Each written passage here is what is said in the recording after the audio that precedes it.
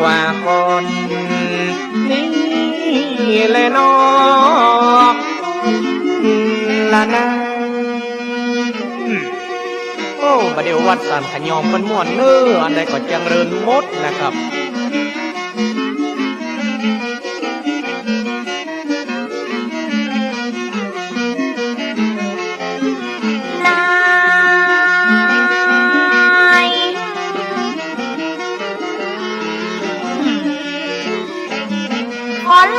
ประวัติวัดสันขยอมเก็บกำซ้อมแต่งส้มหินนิดน้องเป็นกุศลผลบุญอุทิศถึงผู้ใดคิดร่วมคืดก่อแปล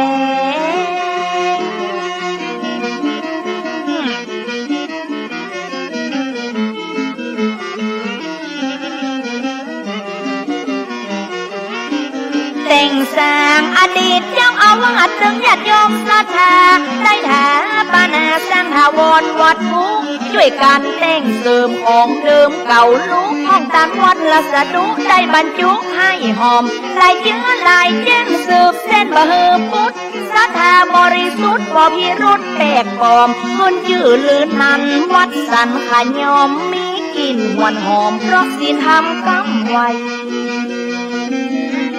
หอมยังดอกไม้นี่เนาะน้องเนาะเจ้าหอมเหมือนดอกพยอมเจ้าอ้าย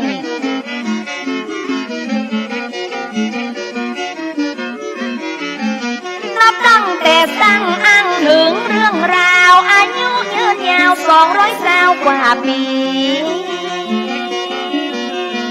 เหมือนนักแก่เนอะ200 กว่าปีสืบได้ตั้งแต่ไทยจนถึงตื่นวันขอน้อมครบยำมา3 ดวงแก้วเจ้าปูจังกาบเฝ้าเจาะใส่เก้าใส่จอมอดีตเจ้าอาวาสวัดสันพระยอมได้ปานีปรานอมซ่อมแซมมาเต็มพันผู้บาปัญญาเป็นตนหนที่ต่อแม้ก็ยังมีเก้าตนดีสืบนำสืบกันมาติดๆน้องละน้องครูบาปัญญานำศรัทธาญาติมิตรช่วยกันแต่งคิดน้อมจิตติดตามร่มเย็นเด่นชัดสร้างวัดวาอาราม2 3 4 3ยังพุทธสังฆราชอาธิการก้อนแก้วกันละยานูนอเจ้าสังโฆสืบธรรมโมบังขาดดำรงปกครองตนที่2 ทายาทเป็นเจ้าอาวาสต่อไป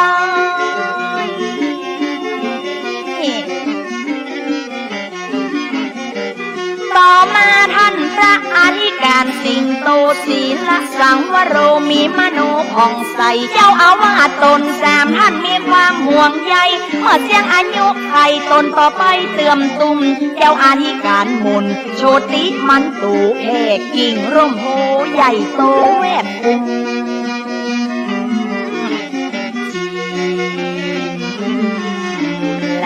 ทุกมนตนสิ่งมีความเก่าเนื้อเจ้าเงาเวิร์ดตนห้างแก่ก้างทุกโพงานที่การคุณมีหันห้างสางโรเสียงทำมาสูตรโยต่อเนื่องตลอดตนนาที6 ตกทอดต่อมางานที่การบุญ5,000ที่โกสืบทอดพระมีพระธรรมอาทีพระงานลุหลอดวัดว่าได้ต่อยอดย้อนยัด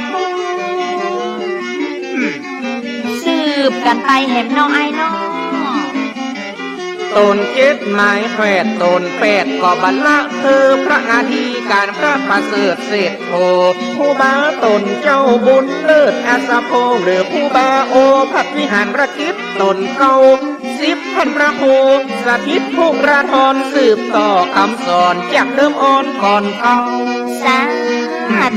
ธุเจ้าจิม ละน้อง พระครูสถิตมุราธรปัจจุบันสร้างสิ่งสำคัญในวัดนั้นมีหลายในเขตพื้นที่มี6 ไร่ป่ายก้วยขยับขยายตั้งแต่เก้าแต่กกพระราชทานปีสงครามสีมาที่9 กุมภา2516 เสนาสนะสปะมรดกตกทอดถึงปัจจุบัน โอ้ไผใครมาไหว้มาจากก็มาเอวพอเนอครับ บูชานีวัตถุหีบรรจุพระธรรมลงลักปิดคำงดงามอัศจรรย์พระไม้เกศลักษณ์และสังฆพันธ์เป็นสิ่งยืนยันความหลังเก่าเพื่อเป็นองค์ผู้วัดสมบัติศาสนาสืบทอดกันมารักษาไว้เป็น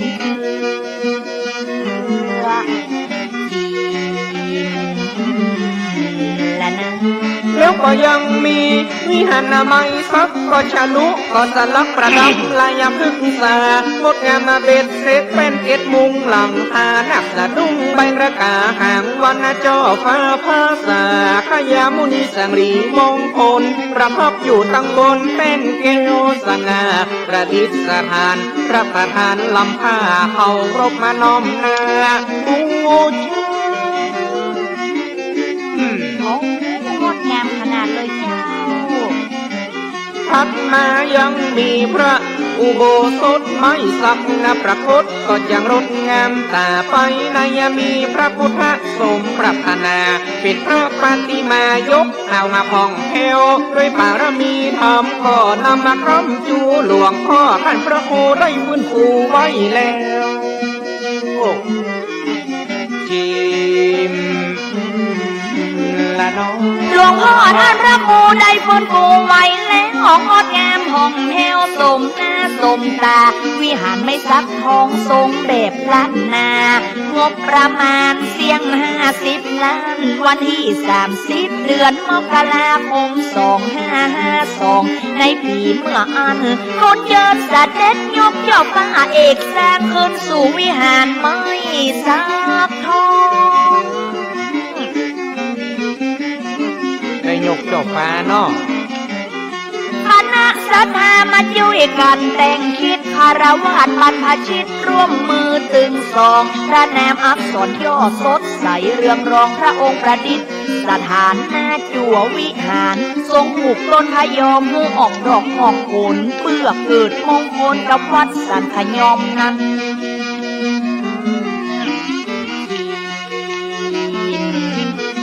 ละน้อง ก็เป็นนาวันแยกก็ประกันนาทีนึงมันก็ตึงน้ำบัดเบ้าเฮาไป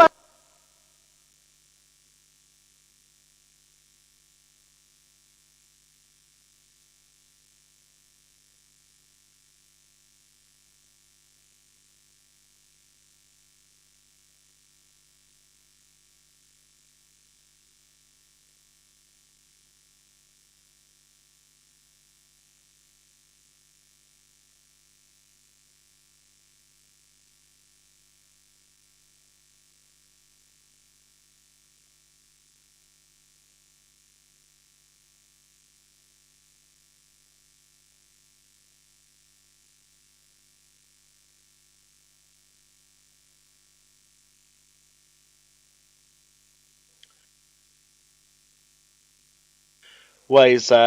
ประสัทธรรมเจ้าพระอริยสงฆ์เจ้าประสงค์องค์สามเณรเจ้าจุตนจุองค์โอจาเจริญสุขเจริญสีเจริญชัยเจริญธรรมเจริญมั่งเจริญมีสุขกายสุขใจด้วยกันทั้งหมู่ทั้งมวลทุกผู้ทุกคนฟังธรรมะสาระข่าวสารรายการธรรมะยามสายสู่ใจบรรยายธรรมโวหารคร่าวซอยล้วนเป็นคำสอนองค์พระยอดซอยได้เทศนาบอกไว้มโนใจหมายเฮอประพฤติดีบ่มีด่างพ้อยบ่เฮอได้ด้อยศีลธรรมเรื่องเก่าเรื่องใหม่เหตุใดของค คัดใส่เงางาม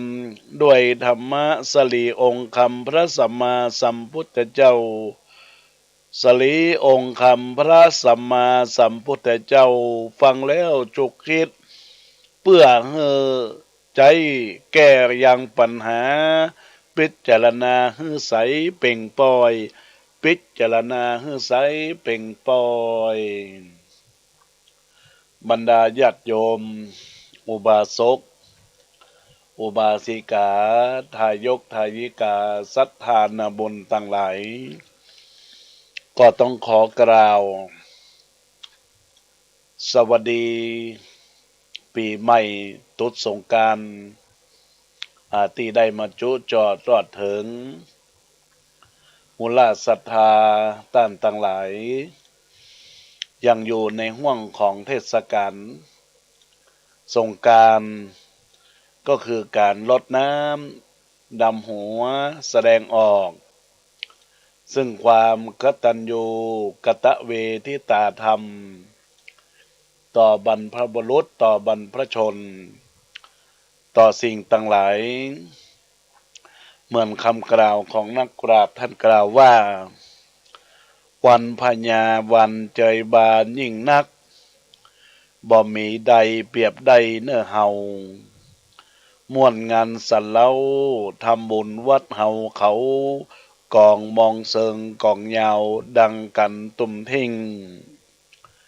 ตั้งแห่จีดีไซน์ไม้กำทุมทิ้งในปีใหม่แก้วล้านนาส่งน้ำไหว้พระปูจานำนาสักการะปูจาส่งน้ำพระธาตุเจ้าก็เจดีย์สายปีใหม่นอนเจ้าหนุ่มๆสาวๆเฮาม่วนนักละอ่อนคนทรายหมู่หลายเข้าวัดพร้อมคนเฒ่าแก่ชราปีใหม่ปีนี้ส่วนเสเฮฮาไหว้สาปูจาอารามขวงแก้วอารามขวงแก้วเนอบรรดาญาติโยมสาธุชนพุทธบริษัทต่างหลายในโอกาสที่ได้เป็นห่วงเทศกาลปีใหม่ที่บรรดาญาติโยมได้ร่วมกันไปวัดไปวาอาราม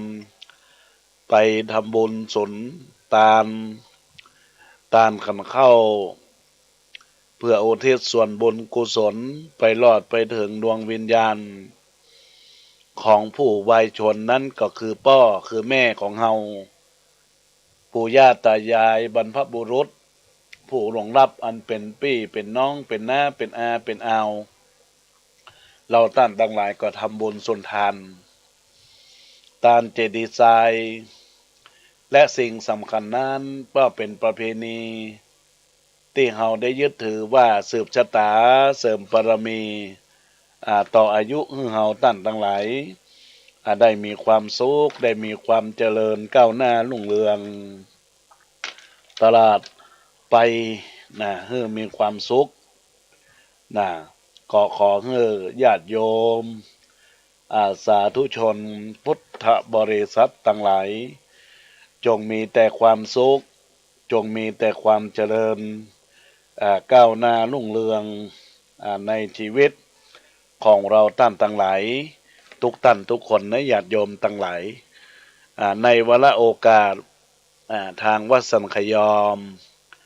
ตำบลสันทรายน้อยอำเภอสันทรายจังหวัดเชียงใหม่ก็ได้มีการทำบุญสืบชะตาเสริมบารมีต่ออายุให้บรรดาญาติโยมสาธุชน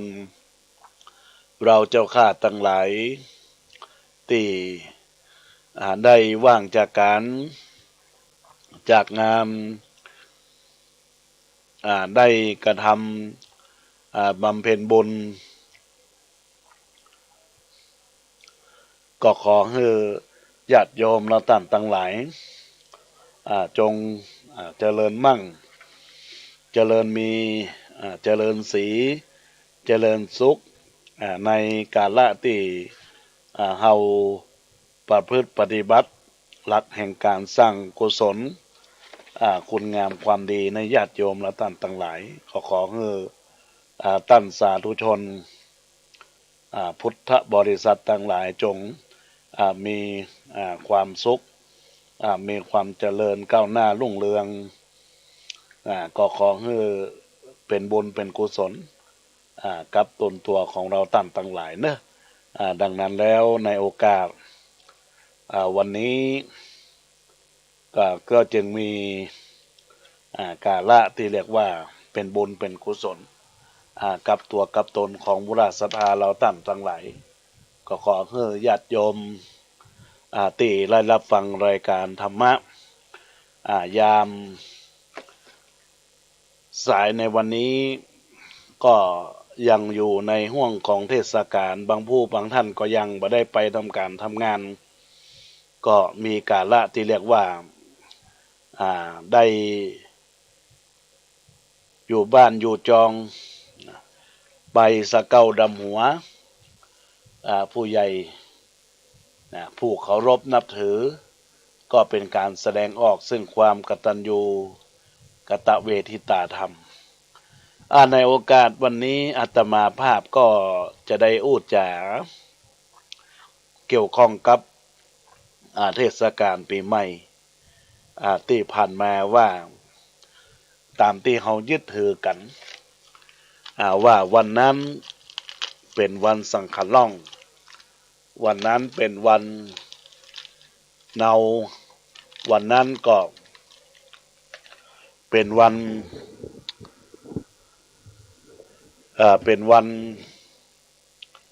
พญาวันนั้นเป็นวันปักปีเราท่านทั้งหลายก็ถือว่าได้ยึดถือแต่แล้วนี่ญาติโยมทั้งหลายนักปราชญ์ราชบัณฑิตโบราณอาจารย์ท่านได้กระทำกันมาแต่โบราณซึ่งสงกรานต์มีความเป็นมังคละจำเริญวุฒิสิริสุภมัสดุจุลศักราชปีนี้ก็ได้เข้าสู่จุลศักราชได้ 1,383 ตัวก็ได้ว่าเป็นการเปลี่ยนปีฉลูนำกัมโพชะมิสัยเข้ามาในขิมหันตะอุตุจิตมาศสุกละภักตรีมีคุรุวาทธงไทยล้านนาภาษาว่าปีกัดเป้าก็เดือนขึ้น13พรำว่าได้วันพฤหัสบดีไทยเมืองเราก็ตรงกับวันที่14เมษายนพุทธศักราช2565เดือน7เหนือเป็นวันสังขารล่องและวิสังขารปีเก่าล่วงไปแล้วปีใหม่แก้วปัญญาวันก็มีเนื้อตนอันเหลือเรื่องงามประดุจดังคำสิงเครีสถิตอยู่ติบพิมานมีราศีประเทศประดับประดาด้วยเครื่องอาภรณ์วิเศษอลังการสุวรรณาภรณ์เครื่องคำอันงามผ่องแผ้วมีสีทองคำงามเลิศแล้วประดับตนด้วยรัตนมณีแก้ววิตุลน้ำคำต่างเกาะจะจ้อนหูและก็ซุบขจมหัวสีทองคำมีวันณะอันรุ่งเรืองรัศมีงามตามีมือถือไหน้ำทั้งสองข้างเสด็จขี่หลังม้าสินทบเสด็จจากหนทักษิณไปสู่หนอาคเนย์ในยามเตสู่เตี้ยงเวลา9 นาฬิกา9 นาฬิกา51 นาที12 วินาทียามนั้นคนดีทั้งหลายทั้งปวงจึงเรียกว่าวันสังขารล่อง แล้ววันที่15 เมษายน พุทธศักราช 2564 ขึ้น 14 ค่ำเดือน 7 เหนือวันไทยวันเปิกเซตเป็นวันปุติ คือวันเน่า ปีนี้วันเน่าวันเดียว อย่าได้ทำการมงคลทุกอย่างในวันนี้ อย่าหาทำอย่าได้วิวาทพิษเถียงกันเดือดด่ากันขึ้นคนทรายเข้าวัดเปื้อนเป็นการสามละนี่สงจักป้นเคราะห์เกณฑ์เบนโตดวันเสาร์วันที่16 เมษายน พุทธศักราช 2565 ขึ้นกับเดือน 7 เหนือเป็ง7 เป็งนะญาติโยมแล้วก็เป็นวันไทยกัดไข่เป็นวันพญาวันพระสุริยะอาทิตย์เจ้าเสด็จสถิตที่วิมานยังราศีเมษในเวลากาลได้ยามแตรค่ำเวลา 13 นาฬิกา 49 นาที 48 วินาทียามนั้นจุลกษาเพิ่มขึ้นอีก1 ตัวเป็นจุลศักราช 1,348 ตัวปีขานสนามกัมโพพิสัยไทยละนาว่าปีเตาญีปีเตาญีด้วยอันเป็นพญาแห่งปีกลางคณะศรัทธาบางผู้บางท่านก็ยึดถือปีเก่าเดิมว่าวันที่13 14 15บางผู้บางท่านก็ยึดถือเอาวันนี้เป็นวันพญาวันในโอกาสที่บรรดาญาติโยมสาธุชนพุทธบริษัทตั้งหลายได้ประพฤติปฏิบัติแล้วก็เป็นสิ่งที่เราทั้งหลายก็ต้องนำมาซึ่งความสุขของตัวเราแต่แล้วในญาติโยมสาธุชนพุทธบริษัทตั้งหลายก็มีความทำนายจากหนังสือปีใหม่เมืองล้านนาของมหาวิทยาลัยเชียงใหม่ได้บอกว่าปีใหม่เมืองล้านนาปีขานพ.ศ.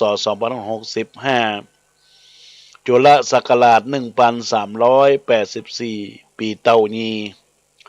กัมมัชพล339 มาสเกณฑ์ 17,118 โอจะพล 706 หรคุณ 55,000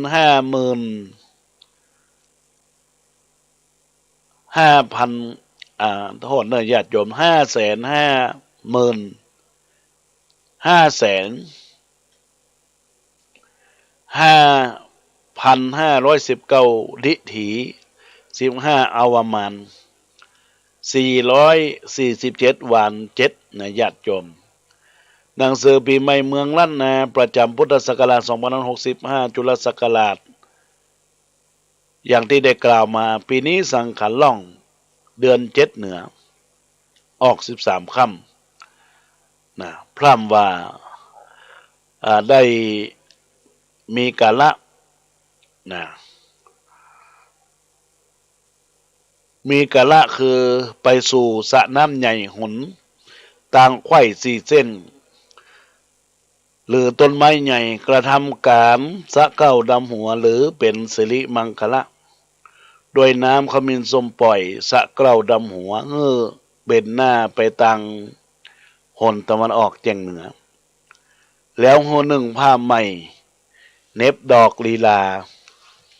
หรือเป็นดอกซ่อนกลีบซ่อนกลิ่นอันเป็นพญาดอกประจำปีจักวุฒิจำเริญแลสังขารไปวันพฤหัสขุนสังขารทรงด้วยเครื่องอันมีสีเหลืองดังคำซุปกระโจมต่างกระจรหูมีแก้ววิทูลน้ำคำเป็นเครื่องประดับมือขวาก็ถือหมักนับมือซ้ายก็พาด ตักไว้ยืนมาเหนือ5 ตัวยืนมาเหนือหลังม้าเหลืองเสด็จลีลาศอ้อยหน้าไปหนอุตระนางเทวดาชื่อว่ากัญญาก็ถือดอกลีลาอันเป็นดอกไม้งามปีมานั่งคุกเข่าถ้ารับเอาขุนสังขารไปปีนี้นางนาคเงื้อน้ำ5 ตัวฝนตก405ตกที่เขาสตปาริพันธ์และตกในมหาสมุทร195ตกในป่าหิมพานต์133 และตกในเมืองมนุษย์ได้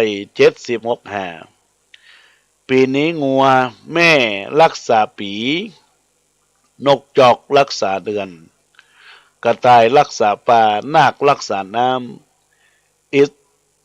ทัสระเทวบุตรรักษาอินทัสระเทวดาเทวบุตรรักษาอากาศแล้วก็ทักลักษารักษาดินนักปราชญ์เป็นใหญ่แก่ตนตั้งหลายเป็ดเป็นใหญ่กว่าสัตว์2 ตินกระต่ายเป็นใหญ่แก่สัตว์ที่4 ตินแล้วก็หนามเล็บแมวเป็นใหญ่แก่ไม้จิ๋งไม้บ่วงเป็นไม้ใหญ่กว่าไม้กลวงหญ้าคมบางเป็นใหญ่แก่หญ้าตั้งหลายผีเสื้ออารักษ์อยู่ไม้มุกอย่าได้ซับฟันบันตัดไม้มุกจักเป็นอุบาทควันเข้าอยู่ในไม้กล่าวไม้ไผ่เป็นพญาไม้คือเอาไม้ไผ่มามัดผูกติดเสาเฮือนเสาบ้านเสาเอกเสานางเท้าพญาแล้วก็เสาล้านค้าจักบุธิจำเริญดีและปีนี้รสดินบ่อสู้มีหลายแดดฝนพอกันคนตั้งหลายจักเป็นพญาติของขาวของแดงข้าวและเกลือจักแปลงของเหลืองก็จักถูกเจ้าพญาขุนนางคนตั้งหลายจักเดือดร้อนคนเกิดวันอาทิตย์มีโชคลาภคนเกิดวันศุกร์คบค้ากินแอวทางจักมีเคราะห์ใหญ่ให้ได้ปุจจามหาธาตุและพระธาตุเจ้าเจดีย์ก็จะได้มีความสุขศาสนาพุทธเจ้าล่วงแล้ว2565พระวรรษาอนาคตยังอยู่แถม2436พระวรรษาจึงบรมวลปริโยสานะสมัคคาคืออยู่ดีมีสุขในญาติโยมพญาวันเป็นวันที่ยิ่งใหญ่วันปีใหม่ทะเลิงศกแห่งราศีมีความสุขสมดังหวังดังฤดีด้วยชีวีคงมั่นนิรันดรญาติโยมสาธุชนพุทธบริษัททั้งหลายทุกท่านทุกคนก็ขอให้เป็นบุญเป็นกุศลกับทุกท่านทุกคนที่ได้ร่วมสร้างปารมีธรรมในงานบุญงานกุศลที่ได้เกิดขึ้นแล้วก็ขอให้มีใจผ่องแผ้วและยินดีในการประพฤติในการปฏิบัติหลักแห่งการสร้างกุศลคุณงามความดีเนื่อญาติโยมและท่านทั้งหลายก็ขอให้เป็นบุญเป็นกุศลกับทุกคนทุกท่านโดยทั่วกันนะครับในโอกาสนี้ก็ขอให้ทุกท่านทุกคนตั้งใจปณิธานสมกรรมกรรมปรารถนาจุเนื่องจุประการมีความสุขยืนยาวเมื่อได้100 กบเข้าภาษาญาติโยมก็เป็นบุญเป็นกุศลกับทุกคนทุกท่าน โดยเฉพาะคนที่เกิดวันอาทิตย์ก็มีโชคคนเกิดวันศุกร์จะมีเคราะห์เคราะห์ใหญ่ก็ขอให้ปู่จาท่านเจ้าเห็นท่านใดได้ไปประพฤติปฏิบัติทรงเคราะห์ทรงนามสืบชะตาเสริมบารมีทุกการทุกคนที่ทุกเกิดวันใดก็ตามก็ขอให้ท่านได้ประพฤติปฏิบัติเป็นคนดีของสังคมเป็นคนดีของประเทศชาติรุ่งเรืองเจริญก้าวหน้าในวิถีชีวิตในญาติโยมลำพังแล้วในชีวิตของคนเฮาบัดเดี๋ยวนี้มีการเปลี่ยนแปลงวิถีชีวิตมีการเปลี่ยนแปลงวิถีชีวิตแล้วญาติโยมเมื่อเปลี่ยนแปลงวิถีชีวิตเราท่านทั้งหลายก็อย่าได้มีการขาดสติโดยเฉพาะเมื่อเดี๋ยวนี้สังคมเปลี่ยนแปลงแต่ญาติโยมขาดศีลขาดธรรมมหูจะว่าจะใดนะญาติโยมดังนั้นความสุขในชีวิตเหมือนแสงสนธยาแม้จะสวยงามสักเพียงใดก็ต้องเลือนหายไปในที่สุดวันนี้มองเห็นพรุ่งนี้อาจจะมองไปเห็นก็ได้ความรักความอะไรอาวรณ์ก็เช่นเดียวกันเดี๋ยวก็วันเดี๋ยวก็คืนเดี๋ยวก็ตื่นเดี๋ยวก็ตายเดี๋ยวก็ลำบากเดี๋ยวก็สบายเดี๋ยวก็ร้ายเดี๋ยวก็ดีเดี๋ยวก็ลาจากโลกนี้เร่งทำความดีอย่ารีรอว่าเดี๋ยวก็เนี้ยเดี๋ยวก็ทำนะญาติโยมสาธุชนพุทธบริษัททั้งหลายดังนั้นแล้วบรรดาญาติโยมที่สดับดับฟังในห่วงกาละที่เรียกว่าเป็นบุญกุศลเปิ้นบอกว่าการตั้งจิตตั้งใจเราจะทำมันอย่างเราก็ต้องตั้งนะโมนะโมทำให้โตไวนะโมทำให้คนยิ่งใหญ่นะโมอยู่ที่ไหนความเจริญอยู่ที่นั่นนะโมแปลว่าขอนอบน้อมหมายเอาความนอบน้อมทำตนนะโมคือการกตัญญูมักจะอยู่คู่กันคนที่มีนะโมมักจะมีความกตัญญูกตเวทิตาธรรมสูงญาติโยมสาธุชนทั้งหลายสิ่งทั้งหลายทั้งปวงที่อาตมาภาพได้กล่าวถึง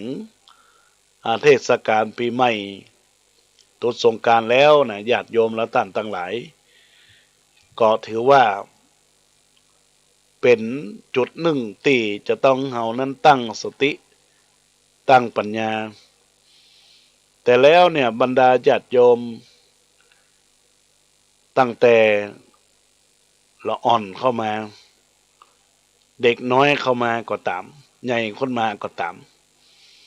ยิ่งเป็นบ่าวเป็นสาวบัดเดี๋ยวนี้รวดเร็วในความเป็น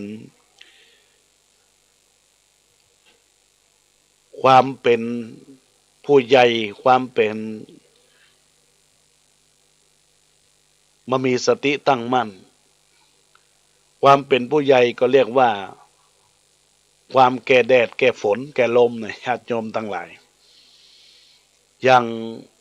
ตีข่าวก่อนปีใหม่มานี้ก็สังหรณ์ใจละอ่อนวัยเพียงแค่อายุ14กับอายุ16นั้นเป็นละอ่อนไม่ยิงญาติโยมและท่านทั้งหลายเป็นละอ่อนไม่ยิงแล้วก็ละอ่อนไม่ยิงก็ไปมีแฟนในใกล้เคียงนุ่นราวคราวเดียวกันอายุ16ญาติโยมทั้งหลายอายุ16คือฝ่ายผู้ชายคบค้าสมาคมกันเป็นแฟนเป็นอันยังกันจนมีความรักญาติโยมความฮักก็ทำให้คนเฮานั้นตาบอดเมื่อมีความตาบอดก็ต้องเกิดความ คัดหูคัดตาผู้ใหญ่ ความคัดหูคัดตาผู้ใหญ่นั้นก็คือการที่พ่อแม่ได้ทราบโดยเฉพาะฝ่ายแม่หญิงน้องอ่อนแม่หญิงอายุ14นะญาติโยมทั้งหลายแม่ก็ได้คอยดูแลนะก็เกิดความหึงความหวงลูกนะโดยเฉพาะบ่อยากให้ลูกได้ไปคบค้าสมาคมนะในตัวตนของละอ่อนก็เลยเกิดการ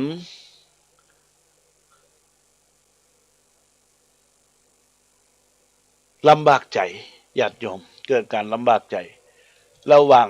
ละอ่อน2 คนก็คือละอ่อนอายุ14ฝ่ายแม่หญิงอายุ16ฝ่ายพ่อจ่ายนะญาติโยมทั้งหลายมหูจะญาติจะใดแม่ก็กีดกันก็เลยคิดว่าเฮาจะญาติจะใดเฮาได้อยู่ด้วยกันนะจะอยู่ด้วยกันตลอดไปแต่ปรากฏว่าความคิดของละอ่อนนะญาติโยมเป็นความคิดที่ผิดจะใดญาติโยมวางแผนกันฆ่าพ่อฆ่าแม่นะฆ่าแม่ที่เคยดูแลเนี่ยนะญาติโยมตั้งหลายฝ่ายเป็นฝ่ายแม่ของแม่หญิงก็ปากันไปบ้านทั้ง2 คนก็ไปบ้านละอ่อนพ่อใจก็เข้าไปในห้องครัวไปอยู่ที่นั่นเมื่อแม่เข้ากลับมาก็เข้ามาแล้วก็ถามไต่สวนกันว่าเป็นอันหยังทำอันหยังฝ่ายลูก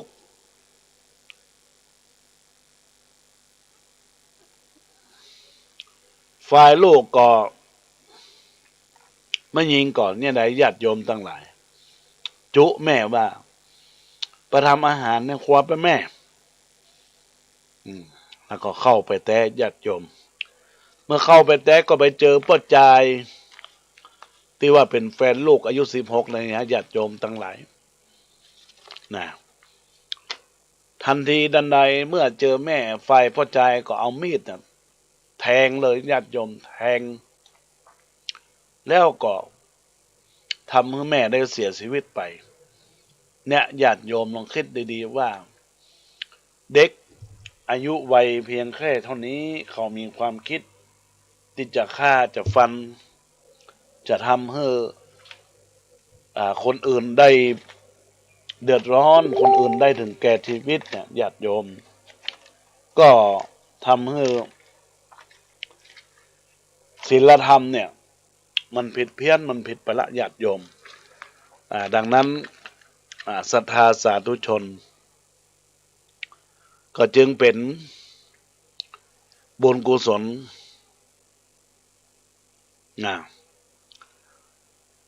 ที่สร้างมาก็เลยต้องหมดไปละอ่อนเคยได้รับการชมเชยจากครูบาอาจารย์ก็มาทำจะอี้เสียเลยญาติโยมสุดท้ายแม่ก็ต้องตายละอ่อน2 คนก็ต้องไป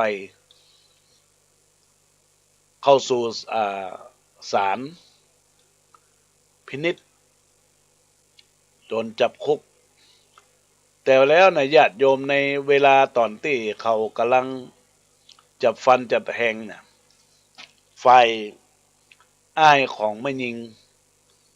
ช่วยแต่แล้วก็เจ็บตัวบอกว่าละอ่อนคนนี้นะญาติโยม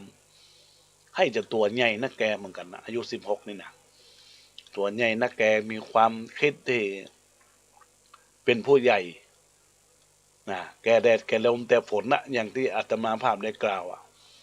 แล้วเป็นอย่างไรก็ทำให้อายของฝ่ายแม่หญิงก็เจ็บตัวประจวย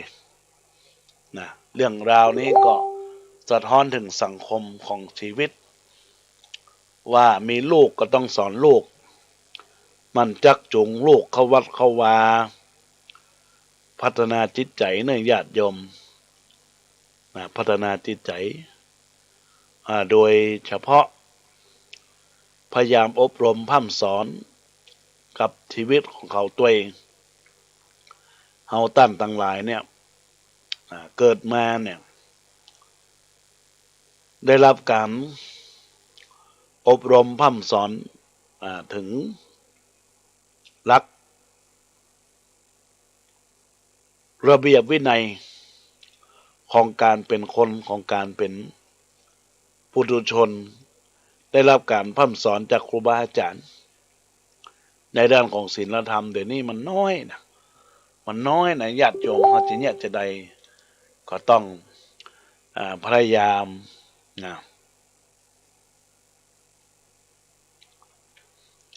ต้องพยายามสร้างสรรค์คุณธรรมประจำตัวประจำใจของเราเพื่อเราต่างหลายได้เป็นคนดีเพราะฉะนั้นแล้วอย่า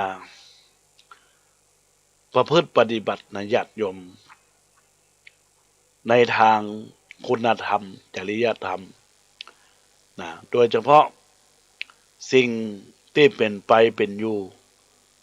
การอบรมพร่ำสอนในชีวิตของคนเรานั้นต้องพยายาม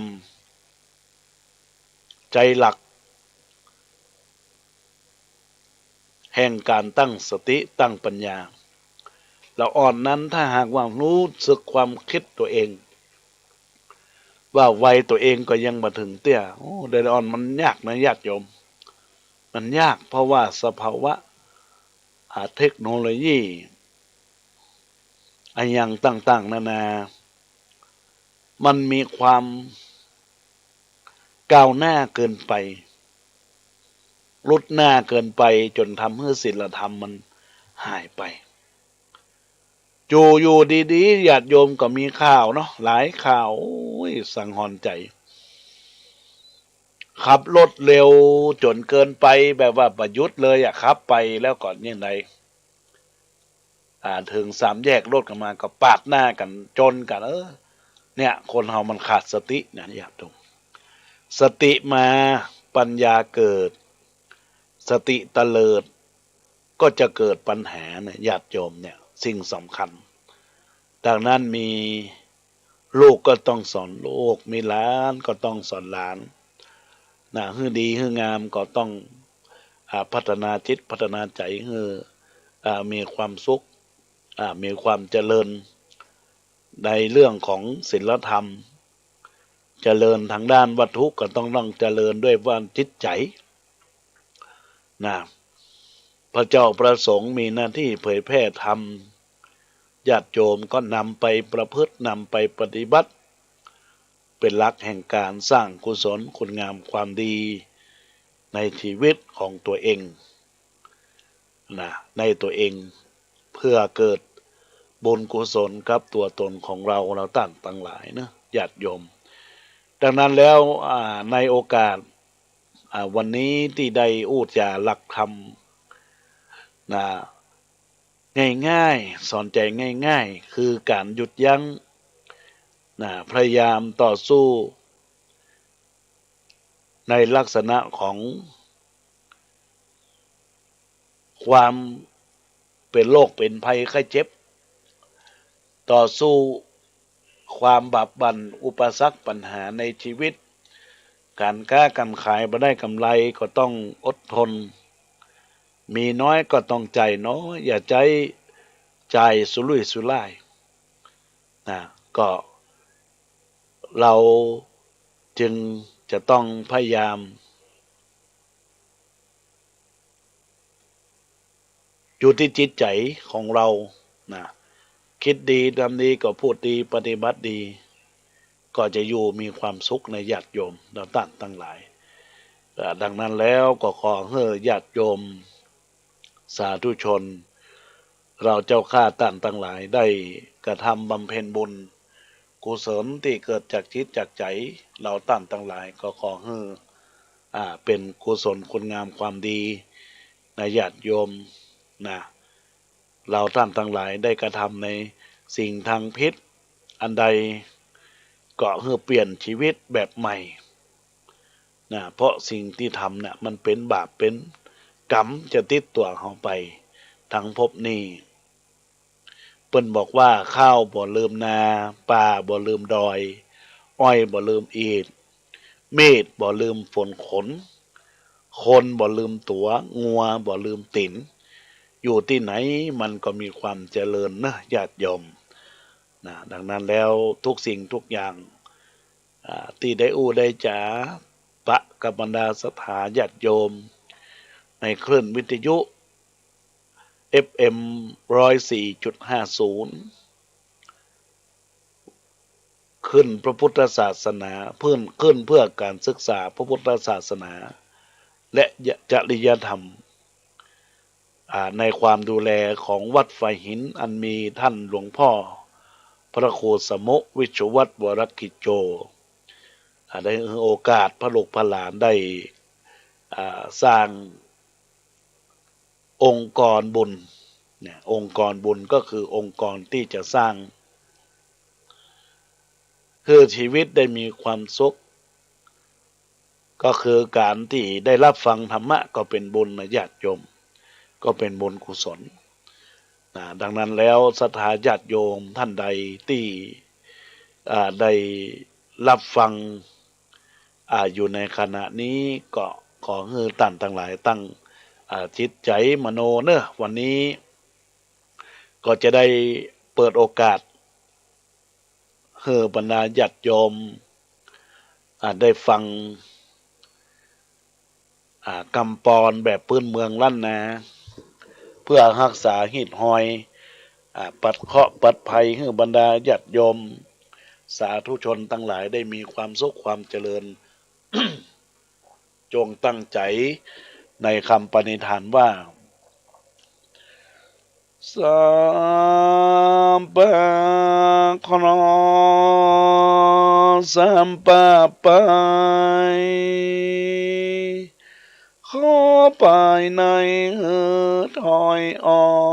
กเคราะห์ไปนอกถอยนี้ขอลาวีแก่นแก่ขอไปหลังอย่ามาทาเคราะห์ไปนาอย่ามาตี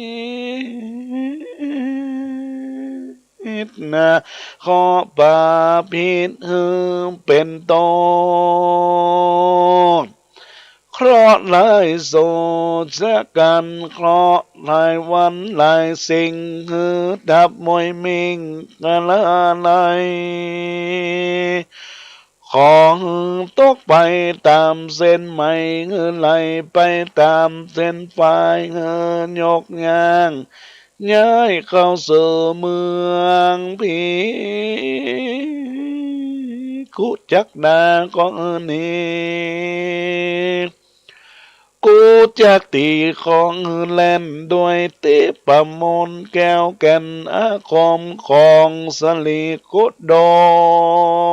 มตนวิเศษอันพระพุทธเจ้าหากเทศนา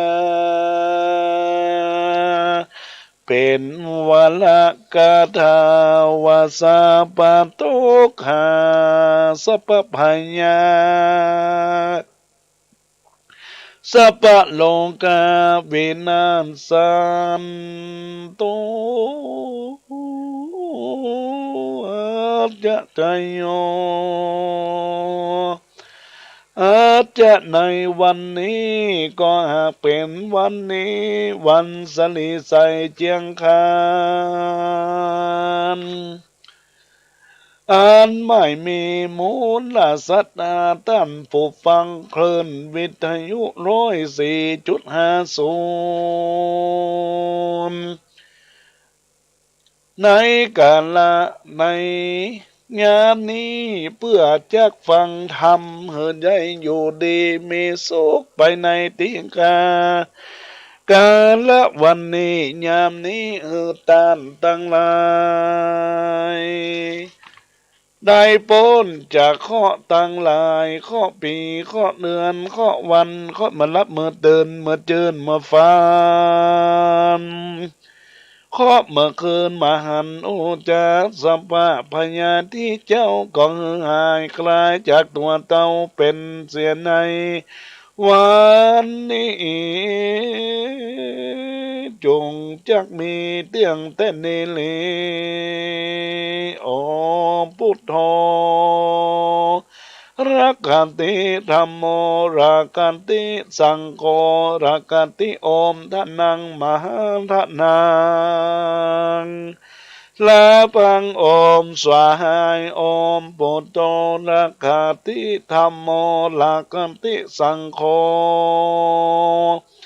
รักขันติโอมทนังมหาทนังลาพังโอมสวาหายโอมปุตโต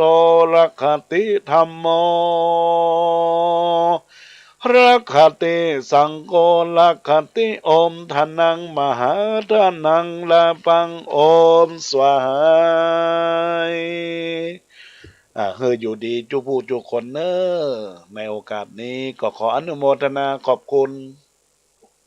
กับบรรดาศรัทธาญาติโยมท่านสาธุชนที่รับฟังรายการอาตมาภาพในคลื่นวิทยุเพื่อการศึกษาพระพุทธศาสนาและวัฒนธรรม FM 104.50 วัดฝ่ายหินได้ร่วมทำบุญงานเสริมชะตาเสริมบารมีตามตุงกะคิงก็ขออนุโมทนาขอบคุณกับทุกคนทุกท่านและท่านใดยังจะร่วมเป็นเจ้าภาพในส่วนของการปั้นหุ่นรูปเหมือนใบประกาศของหลวงพ่อพระครูโอภาสวิหารกิจเกาะเจริญพรท่านได้ร่วมทำบุญเป็นเจ้าภาพตามเจตนาของเราท่านทั้งหลายในโอกาสนี้บอกว่าจะเป็น100 บาท200 บาท300 บาทก็ตามเจตนาของมูลศรัทธาญาติโยมทุกท่านทุกคนได้โทรศัพท์เข้ามาเป็นบุญเป็นกุศลในช่วงรายการก็ดีหลังรายการหลังไม่ก็ตามตลอดไปก็ตามก็เบอร์โทรศัพท์096 262 9694 ดังนั้นก็ขอให้ญาติโยมได้ร่วมบุญร่วมกุศลได้เน้อญาติโยมทั้งหลายตอนนี้อาตมาภาพก็เป็นช่วงห่วงท้ายรายการก็เป็นการทักทายอุจาในรายการได้เน้อญาติโยมสาธุชนพุทธบริษัททั้งหลายที่เบอร์โทรศัพท์0962629694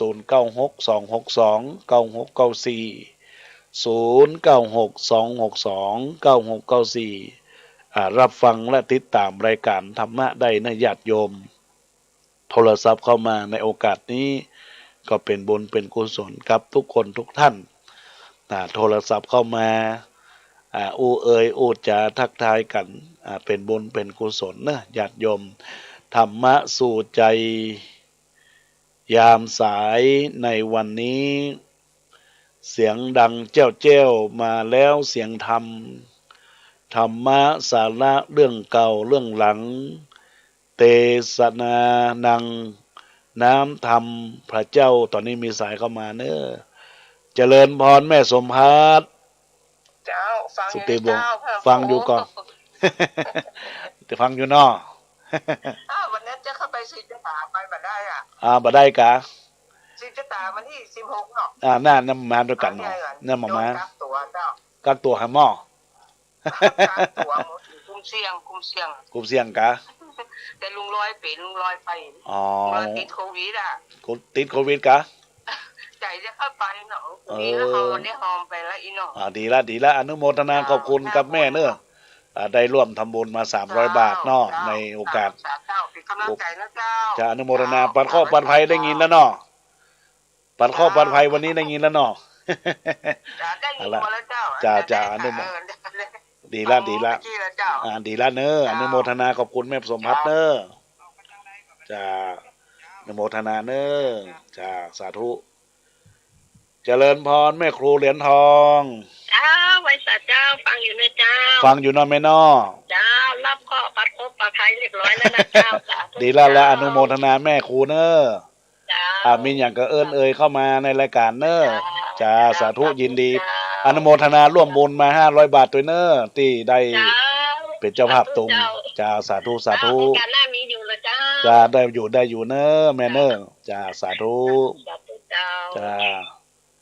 ก็ขออนุโมทนาขอบคุณกับแม่ครูเหรียญทองจันที และตลอดถึงแม่สมพัฒน์สุติวงศ์บ้านแม่ย่อยคุณแม่ครูเหรียญทองจันทีนี้อยู่จังเผือกเนาะอนุโมทนาขอบคุณกับบุญกุศลที่เกิดจากจิตจากใจของท่านทั้งหลายตอนนี้ก็จะได้ทักทายใน Facebook ในไลน์ที่ได้กดไลค์กดแชร์เข้ามาเจริญพรกับคุณโยมลุ่มน้ำวางเจริญพรกับคุณโยมแม่จันเพ็ญคำโปธาหอมตุงมา300 บาทเจริญพรคุณป้อบินหลาอินหลาบุญธรรมลักษณ์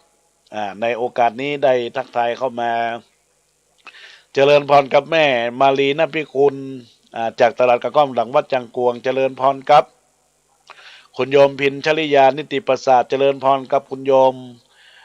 บุญเฉลียวสีบุญเรืองจากบ้านหนองจังคืนได้ทักทายเข้ามาอนุโมทนาขอบคุณเนอะแล้วก็ยังมีญาติโยมสาธุชนคุณโยมพินทองไข่โต๊ะได้ทักทายเข้ามาแม่ชีจินพานีอู่ทองแล้วก็สวนทวีทรัพย์บ้านโป่งแล้วก็น้าน้องคนเดิมนะก็ทักทายเข้ามาในรายการแล้วก็ยังมีญาติโยมสาธุชนพุทธบริษัททั้งหลายได้รับฟังแต่ไม่ได้กดไลค์กดแชร์ก็บอกเป็นหยังก็ขอให้บรรดาญาติโยมจงมีความสุขจงมีความเจริญก้าวหน้ารุ่งเรืองในชีวิตให้มีความสุขความเจริญสืบต่อไปทุกด้านทุกคนเนอขอเจริญพรโยมสาธุชนพุทธบริษัททั้งหลายได้รับฟังแต่ไม่ได้กดไลค์กดแชร์ก็บอกเป็นหยัง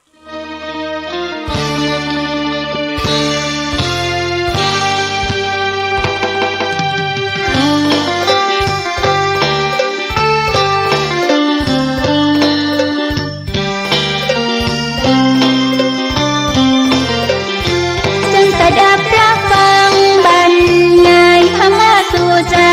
พี่น้อง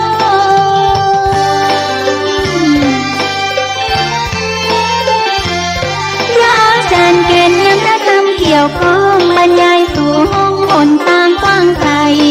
พระธรรมของพระโคตามมาเหมือนดวงสุริยะเปล่งแสงนวลใหญ่แสงพระธรรมนำส่องประกายส่องจิตส่องใจเมื่อสดใสสว่าง